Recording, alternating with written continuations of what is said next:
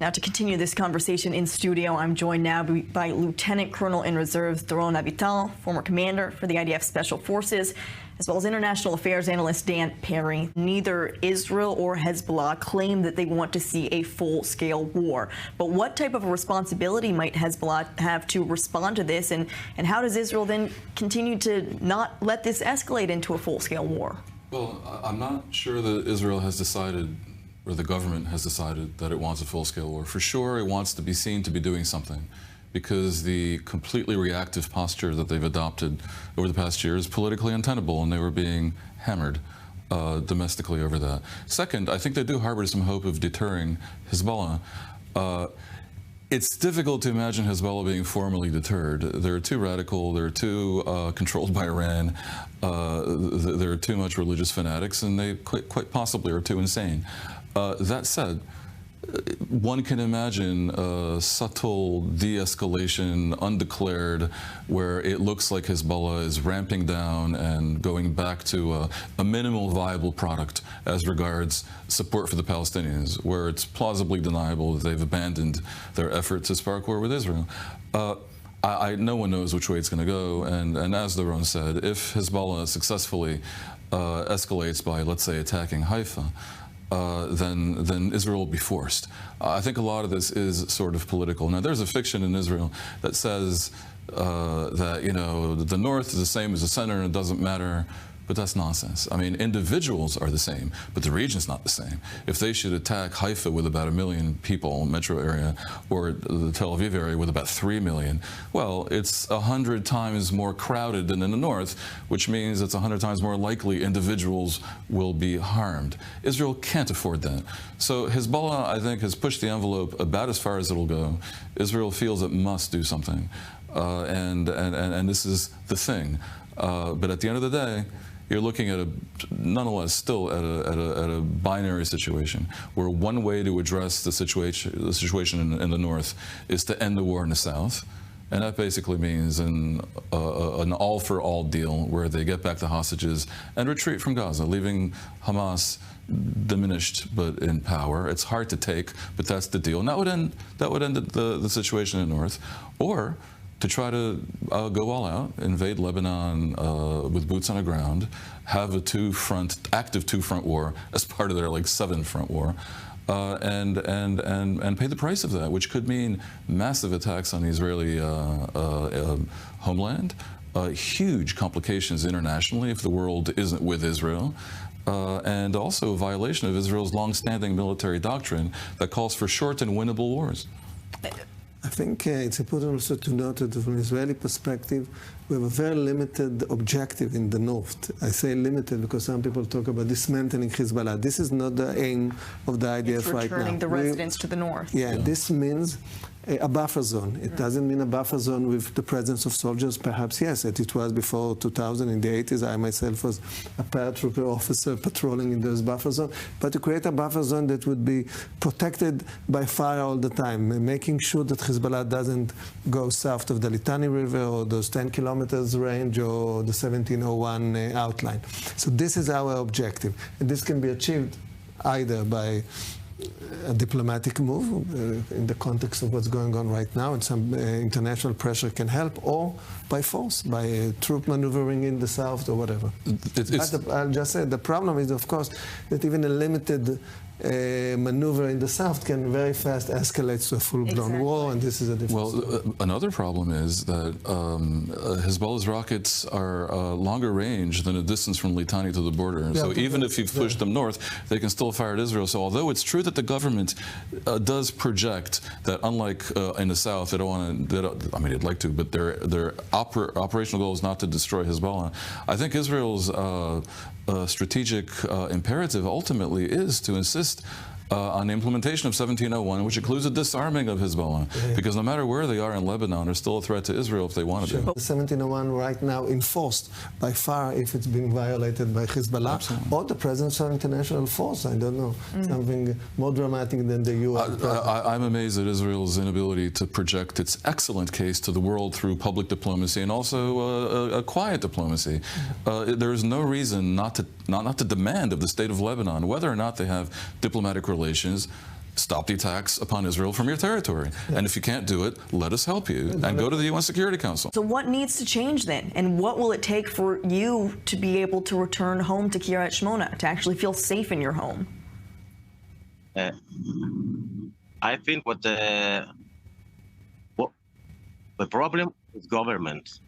I mean, not Lebanon people, not Israel people, just government.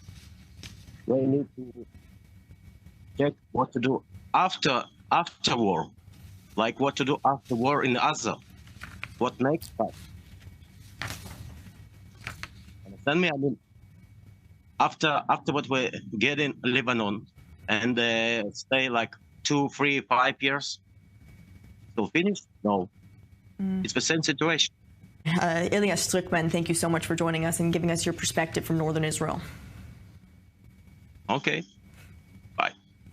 Now, coming back here in studio, Dan, I want to come to you because it's interesting hearing what Ilyas said. It is a dark outlook on the northern front, perhaps, that nothing has changed for the past 20 years, and what could change. There was a UN resolution 1701 that has yet to truly be implemented. How can you make a deal like this with Hezbollah, a terror group? And there was another resolution some years before. I mean, 1701 was just a reaffirmation.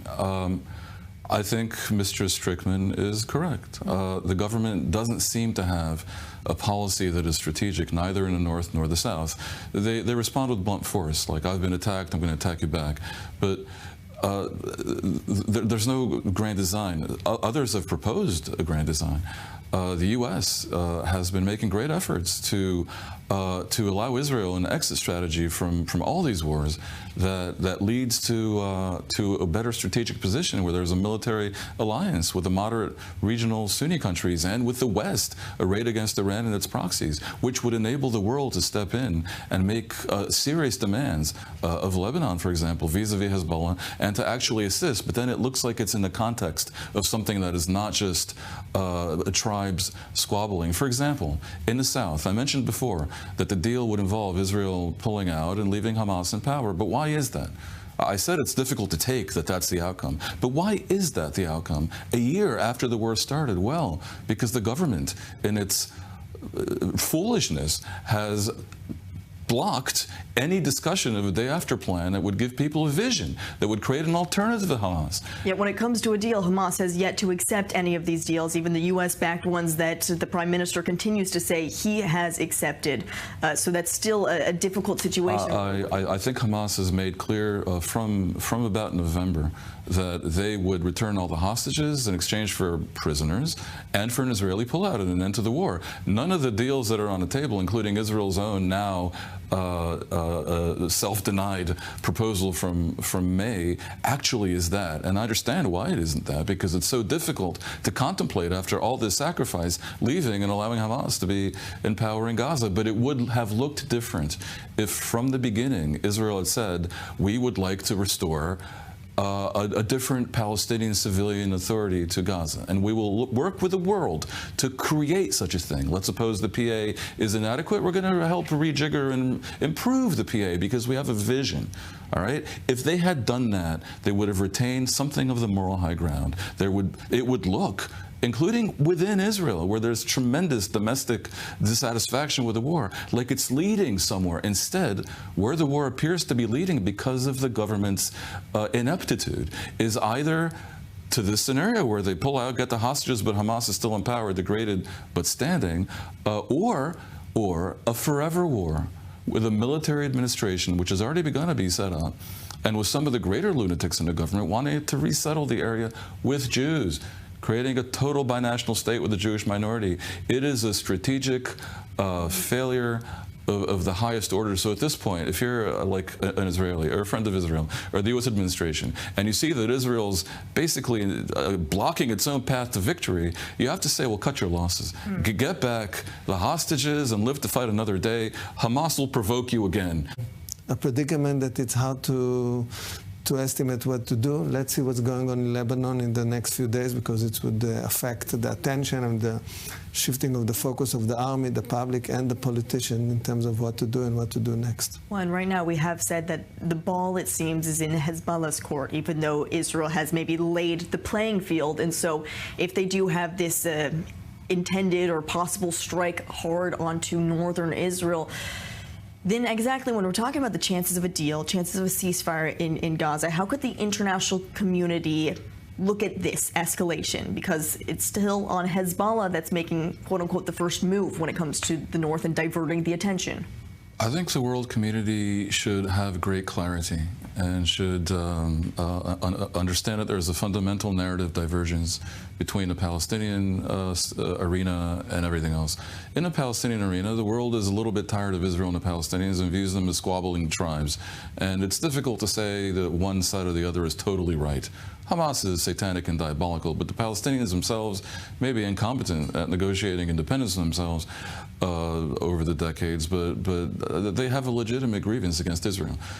Hezbollah does not, and Lebanon does not, and Yemen does not, and the Houthis do not, and Iran does not. And the world, I have felt for some time, should lay down the law with these miscreant regimes and proxies and basically tolerate nothing and be willing to put muscle behind it and not let it just be Israel's problem. And by the way, letting this just be Israel's problem is a particularly dangerous maneuver when Israel's government is problematic. It's a government that most of Israel, I think, doesn't trust to prosecute the war in a way that is free of political shenanigans.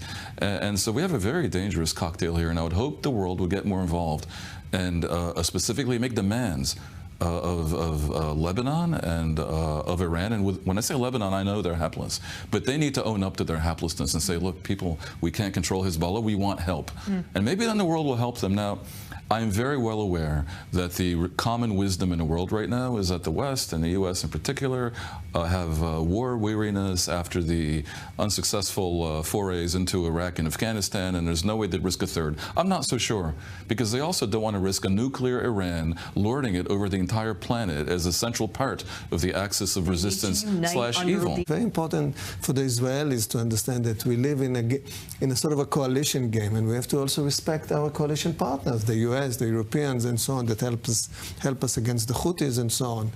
And with this perspective, I think the Biden doctrine or whatever, or the second floor of the Abraham Accord, whatever you call it, this normalization of Saudi Arabia, opening up some prospect to the Palestinians, this is the only strategic horizon that exists. And after the election in the U.S., I hope Israel would wake up to understand how it's been helped by its coalition partners, how can it help its coalition partner, and be a constructive players in creating a different Middle East. I have some hope that in the interregnum between the war, between the election, between November 6th, the day after the election, and January 21st, the U.S. leadership will be completely free of political concerns, and maybe at that point some serious